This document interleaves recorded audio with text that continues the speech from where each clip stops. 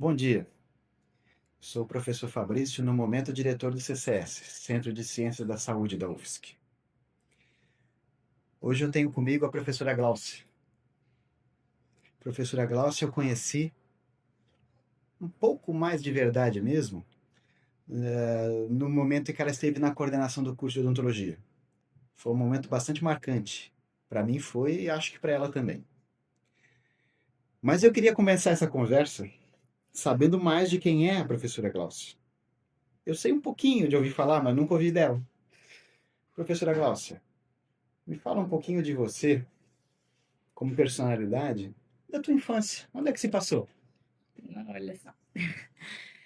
Bom, eu passei a minha infância aqui, parte dela aqui em Florianópolis, parte no interior do estado, em Canoinhas. O meu pai era militar, então foi transferido para Canoinhas. A gente ficou um tempo lá e eu cresci nesse universo, assim, dentro de quartel, onde eu aprendi com o meu pai uma coisa fundamental, que é eu gostar de instituições e gostar de rito.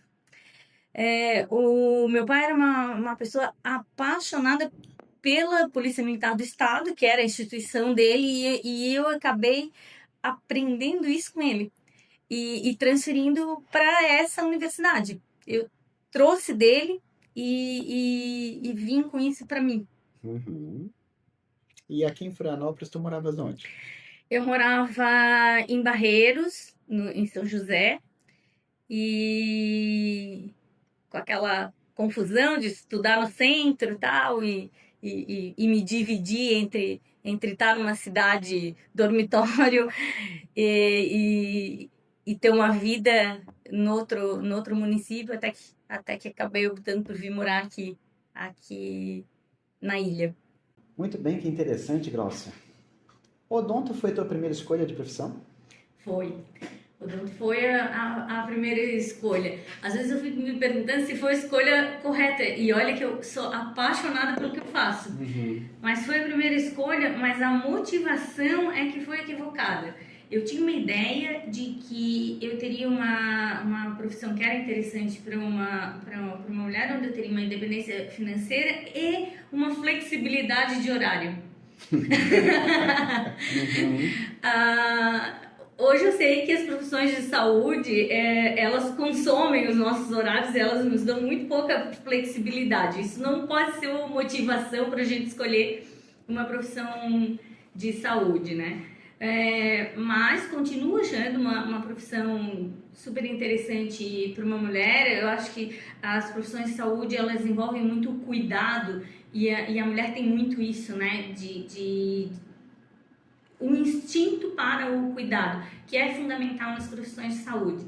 Não que os homens não possam exercê-la com maestria também, mas isso nos traz uma satisfação muito grande. Uhum. Eu não tinha pensado nisso, mas me veio a ideia de uma pergunta, uma experiência que a gente podia roubar de ti um pouquinho. Ah, a vida é dura, né? O tempo, a vida é feita de tempo e a profissão toma muito tempo da gente. E nas profissões da saúde, a gente vê cada vez mais o predomínio de mulheres mesmo, né? Todas elas. Fala um pouquinho, já que você mencionou que você pensou assim, como mulher seria uma profissão interessante. Fala um pouquinho dessa vivência de ser mulher, mãe também, durante a vida profissional, em algum momento profissional, né? Ah, foi uma boa escolha de profissão, então, considerando isso, de ser mulher, ser mãe, ter uma vida familiar também, uma vida fora da profissão. Como é? É, conciliar todas essas coisas é difícil para a mulher. Hoje ainda, a gente ainda tem um papel na administração da casa ainda maior do que dos homens. No meu caso, eu sou divorciada, então eu ainda assumo isso com mais responsabilidade ainda, né? De ter um filho para criar. Mas Eu acho que é perfeitamente possível a gente administrar isso. E eu, eu tenho essa certeza quando eu vejo a admiração do meu filho. Uhum. Né? Quando eu vejo ele olhar e falar comigo, falar para mim com orgulho e falar para as pessoas: olha, minha mãe é coordenadora da UFSC. Muito mais do que a minha mãe é dentista, sabe? Ele tem esse orgulho de falar da mãe e mesmo sabendo que muito tempo que eu dedico aqui eu poderia estar com ele, né? Eu tenho vários alunos em função da coordenação que me chamam de Mami Glau e o meu filho, olha, ele assim, mamãe, ele fala, mãe, tudo bem eles te chamarem aqui, desde que você esteja sempre consciente de que o original sou eu. Teu filho é bem inteligente. Então acho que é possível sim a gente conciliar todas essas coisas e dar uma satisfação, né? Dar uma satisfação pra gente. Eu não seria feliz sendo somente mãe ou somente profissional ou somente mulher. Eu acho que conseguir conciliar tudo isso, e eu acho que eu faço isso bem. Administrar a minha vida pessoal, minha vida familiar, a minha vida de trabalho. Nem sempre foi assim, mas com o tempo a gente vai aprendendo e é bom. É bom. E nesse sentido, eu acho que a odontologia, mesmo na época que eu tive consultório, porque eu já tive durante muitos anos, e agora com a dedicação exclusiva para a docência, eu acho que é possível fazer isso de maneira equilibrada. Muito bom. Que idade é teu filho hoje? Meu filho tem 12 anos. 12 anos. Muito bem, muito bem. Pode ser que ele tenha herdado na genética ali o respeito pela instituição também do vovô, né? Tomara. Já que ele falou assim, a minha mãe é coordenadora na UFSC, né? Sim, ele tem um baita de um orgulho, assim, a gente mora aqui próximo, né, e eu sempre brinco que a UFSC é o quintal da nossa casa, a gente vem passear de bicicleta no final de semana e tal, e ele já tem um amor pela UFSC, ele tem uma inclinação, por enquanto, para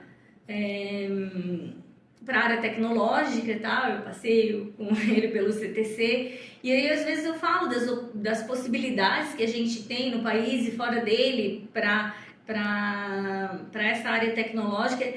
Ele fala, não, eu quero estudar na UFSC. Então eu acho que já pegou um pouco dessa paixão. Pois é, e tu, bom, pelo menos eu vi, né, você se dedicar à UFSC muito no teu período de coordenação do curso, né? Então, a gente comentou um pouquinho, né, de você ter escolhido a profissão. Em algum momento, a tua profissão te levou aqui à docência, né? Que acontece na vida profissional de muita gente na sua profissão, de uma forma ou de outra e por motivos diferentes, né? Sim. Quais foram os teus? Para mim foi um acaso, de certa forma, né? Eu sempre fui muito curiosa, sempre gostei muito de estudar e muito de aprender, sempre. E eu procurei o professor Ricardo Magini, que era professor da Odonto aqui, pouco tempo depois de formada, pedindo um estágio, porque eu queria continuar com um vínculo, pensando em aprender, não pensando na carreira docente. E aí o Magini começou a me incentivar. E um ano depois que eu estava estagiando, apareceu uma vaga para professor substituto e o Magini sugeriu que eu prestasse concurso. Eu não me sentia nada apta, assim, aquilo nem passava pela minha cabeça. E aí ele me incentivando, ele disse, olha, nossa, nesse momento eu não vejo um nome mais capacitado, tu ficasse um ano inteiro acompanhando tudo, tu tens todo o material montado e tal. Eu acabei prestando concurso, entrando como substituto, eu tinha apenas 3 anos de formada, menos de 3 anos de formada, tinha 2 anos e meio de formada. E ali começou já o gosto e 2 anos depois eu já estava concursada como efetiva e seguindo carreira. Mas levando em paralelo, durante muitos anos eu levei em paralelo o trabalho aqui de docência e o trabalho como dentista. E esse dividido entre a prefeitura de São José e o meu consultório privado. Até que chegou um momento em que eu decidi ficar com o consultório com a UFSC.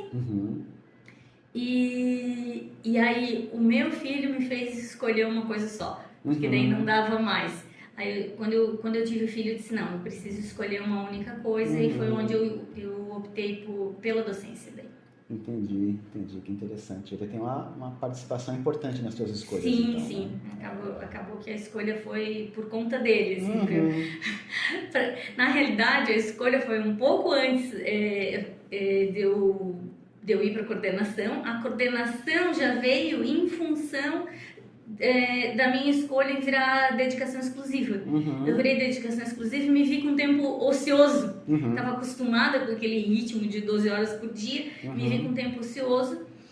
E aí resolvi ir para a coordenação. Mas não esperava que chegasse a pandemia. Isso. Né? Então, acabou que esse tempo ocioso deixou de existir muito rapidamente, muito mais do que eu queria. Que sorte a tua. Chegamos nesse ponto mesmo, que seria o início da nossa conversa, né? Então, em algum momento apareceu o desafio, o chamado ali para assumir a coordenação do curso de graduação em odontologia, né? Que é a maneira como nós chamamos aqui na UFSC, né? O curso de graduação em odontologia, o que corresponde à faculdade, né? Em outros locais, né, seria a faculdade de odontologia.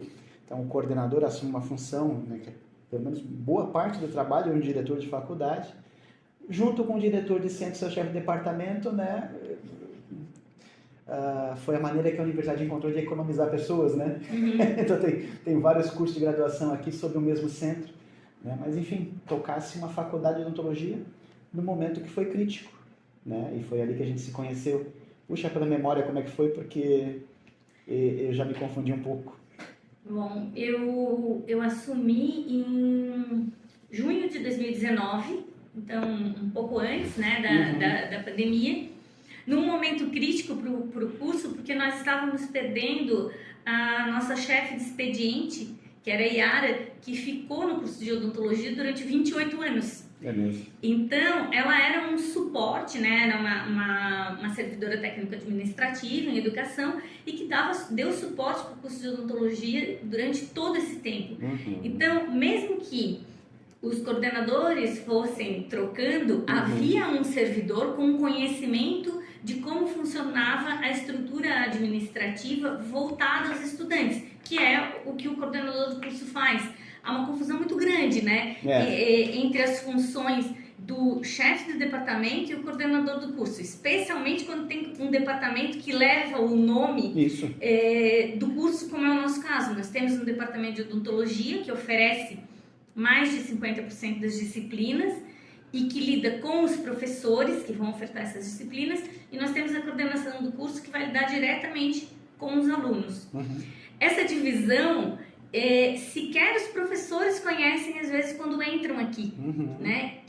Qual é a função de cada gestor, quem vai lidar com o quê. E ter o suporte de um servidor é fundamental. Eu perdi 2 dias depois que eu entrei. Eu entrei e 2 dias depois ela se aposentou. Fiquei 4 meses sem ninguém, né? Sem ninguém, sem nenhum servidor. Na época era desesperador, ainda juntou que teve uma prova do ENAD naquele final de ano, e que dá um trabalho administrativo pra gente bem grande, mas me fez aprender todos os sistemas que eu nem conhecia como professor. Eu não sabia mexer no CAGR, eu reconheço, eu não sabia como é que funcionava o repositório da UFSC, eu não sabia lidar com a plataforma solar. São todos sistemas que a gestão usa no dia a dia e que o professor não está habituado a usar. Acabei aprendendo e aí fui recebendo, durante a minha gestão, eu lidei com 4 servidores e pude ensiná-los e pude aprender com eles, porque vieram alguns de outros lugares, né? Sim. Mas eu me apropriei de como aquilo funcionava. E isso foi uma experiência bem enriquecedora para mim como professora. Eu hoje sou outra professora por conta disso. Que interessante. É um reflexo até do momento da universidade também, né? Essa mudança aí, né? Havia aquela situação, né? Dos cursos de graduação, suas secretarias com seus servidores de longo tempo, né? Alguém que realmente conduziu toda a sua vida profissional aqui, no caso da Yara, né? Até a aposentadoria. E no que ela se aposentou, né? Puxa, aquela reposição, aquela movimentação ainda demora um pouco, mas quando chegou alguém com rotatividade, né? Ficou um pouquinho, saiu, ficou um pouquinho, saiu, ficou um pouquinho, saiu, até o momento que agora nós temos a Denise ali na Odonto, né? Que está ficando por um tempo um pouco mais prolongado, mas que não é a regra geral mais, né? Dos servidores, assim, nos seus locais de trabalho aqui na UFSC. Interessante, né? A Denise já talvez esteja ficando justamente por ser uma servidora mais antiga transferida de outra universidade, né? E não desses novos concursados, né? É verdade, interessante mesmo. Como tu disse, até aquele momento a memória da administração, o como fazer, estava naquele servidor Yara que estava ali durante muito tempo e aquilo se perdeu bem no momento que você chegou, né? E a tua vivência ali de viver a função administrativa te enriqueceu? Me enriqueceu muito, assim. Tanto o dia a dia da coordenação, né, lidando com a burocracia, porque é uma burocracia bem significativa, quanto o contato com os professores e mais ainda com os alunos. A proximidade com os alunos, ela é absolutamente enriquecedora. Eu acho que ela traz juventude para a gente, ela traz uma alegria. Eu acho que essa é a parte melhor da coordenação do curso, é a proximidade maior com os alunos e o entendimento maior da necessidade deles. É isso que nos modifica como professores, porque eu tenho comigo a noção daquilo que ele precisa saber para ser dentista, mas é ele que tem que me dizer como que hoje ele aprende, porque muda ao longo do tempo, tem mudado muito. E a maneira como a gente dava aula já não funciona mais, já não chega mais nele. Essa proximidade, ela é fundamental. Eu acho que nisso é que me transformou muito. A outra questão é o entendimento de que nós não estamos numa bolha quando a gente está dentro de um curso. Não é mais uma faculdade, é uma universidade. E por conta da familiaridade que a gente tem com a nossa área de atuação, com a nossa especialidade, aquilo que a gente dá aula, as nossas linhas de pesquisa, os nossos projetos de extensão, a gente acaba ficando ali dentro daquele universo e esquecendo que está dentro da universidade e deixando de viver a universidade. Eu vejo professores novos que não sabem que a UFSC tem 2 reitorias, que tem a reitoria 1 e a reitoria 2. E, novos e antigos. Novos e antigos. E não conhecem a estrutura da gestão central da universidade. Então, várias oportunidades acabam se perdendo por falta de conhecimento. E a participação na gestão nos dá essa oportunidade de conhecer como que funciona e abre um leque de oportunidades bastante grande. É verdade, interessante, né?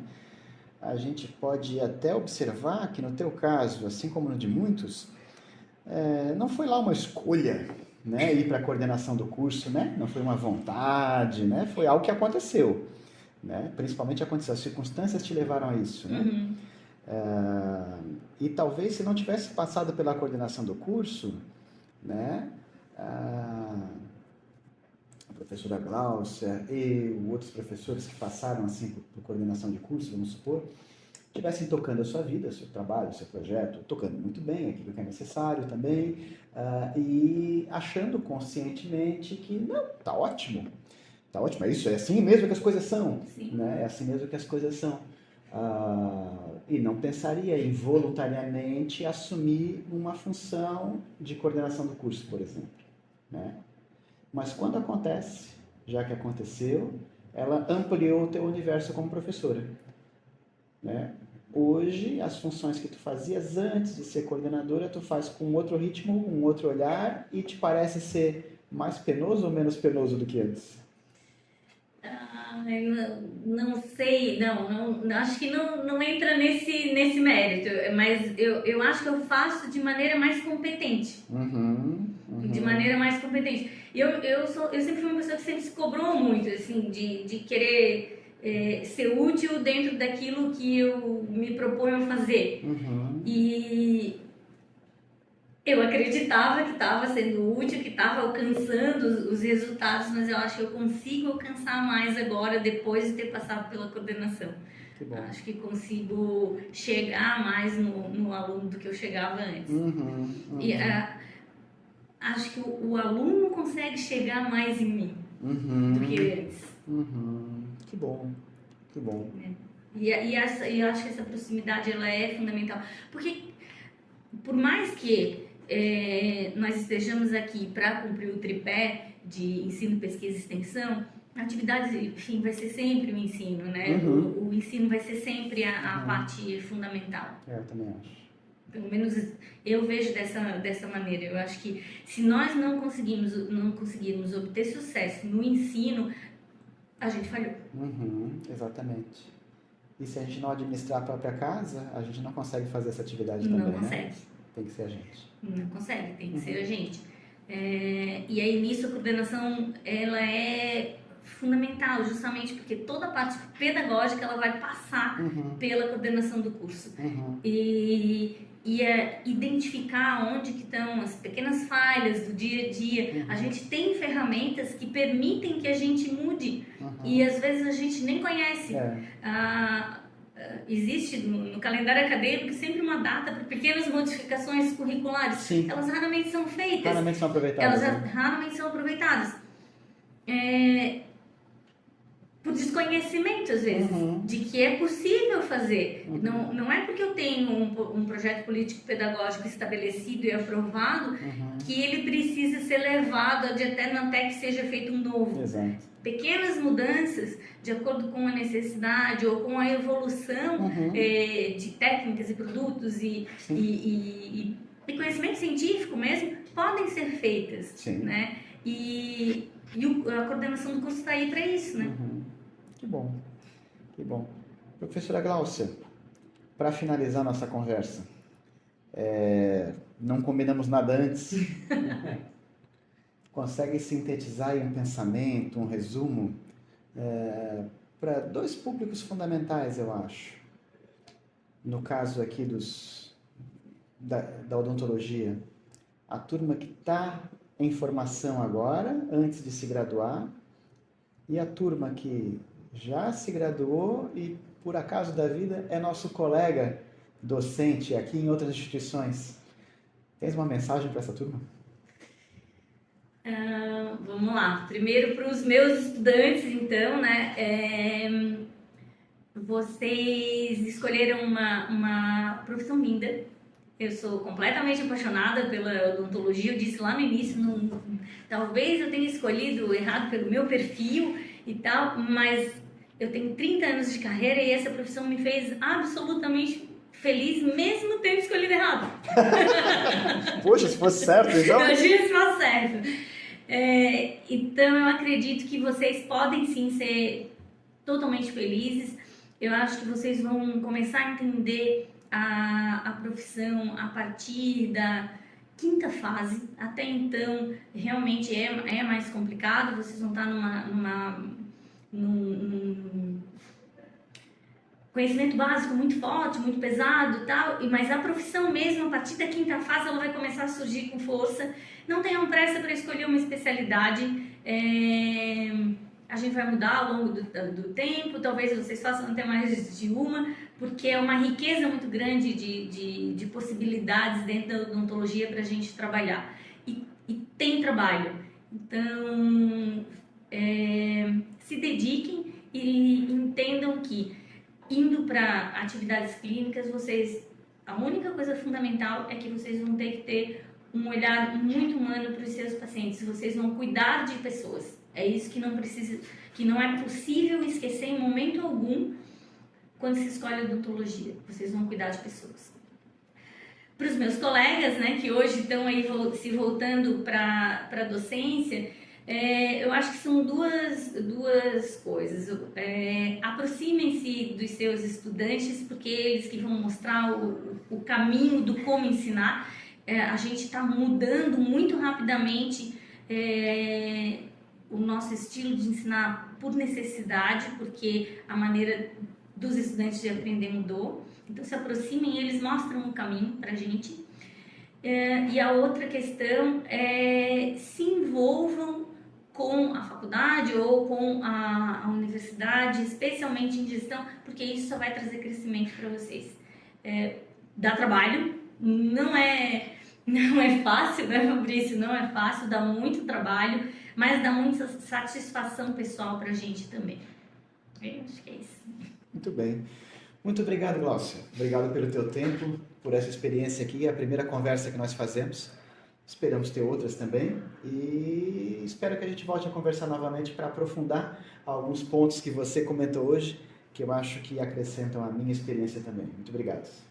Obrigada também.